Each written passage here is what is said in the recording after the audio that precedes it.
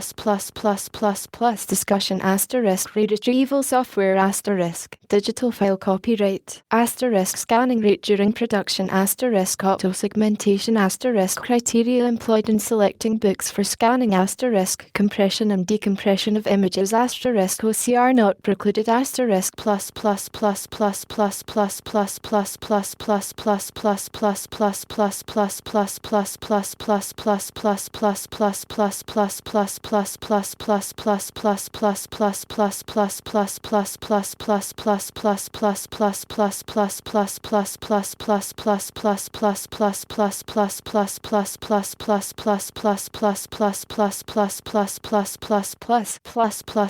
during the question and answer period that followed her presentation. Personius made these additional points.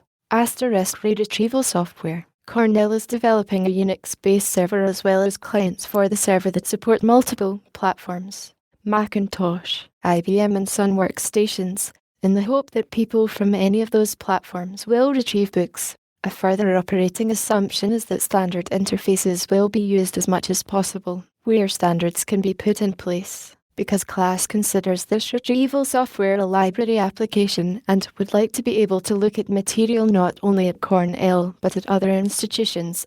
The phrase, digital file copyright by Cornell University, was added at the advice of Cornell's legal staff with the caveat that it probably would not hold up in court. Cornell does not want people to copy its books and sell them but would like to keep them available for use in a library environment for library purposes. In production, the scanner can scan about 300 pages per hour, capturing 600 dots per inch.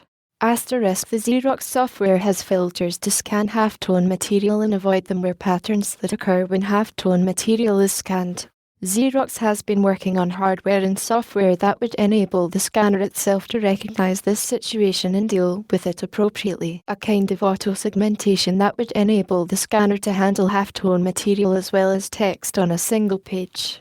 The books subjected to the elaborate process described above were selected because class is a preservation project, with the first 500 books selected coming from Cornell's mathematics collection, because they were still being heavily used and because, although they were in need of preservation, the mathematics library and the mathematics faculty were uncomfortable having them microfilmed. They wanted a printed copy. Thus, these books became a logical choice for this project. Other books were chosen by the project selection committees for experiments with the technology, as well as to meet a demand or need. Images will be decompressed before they are sent over the line. At this time they are compressed and sent to the image filing system and then sent to the printer as compressed images.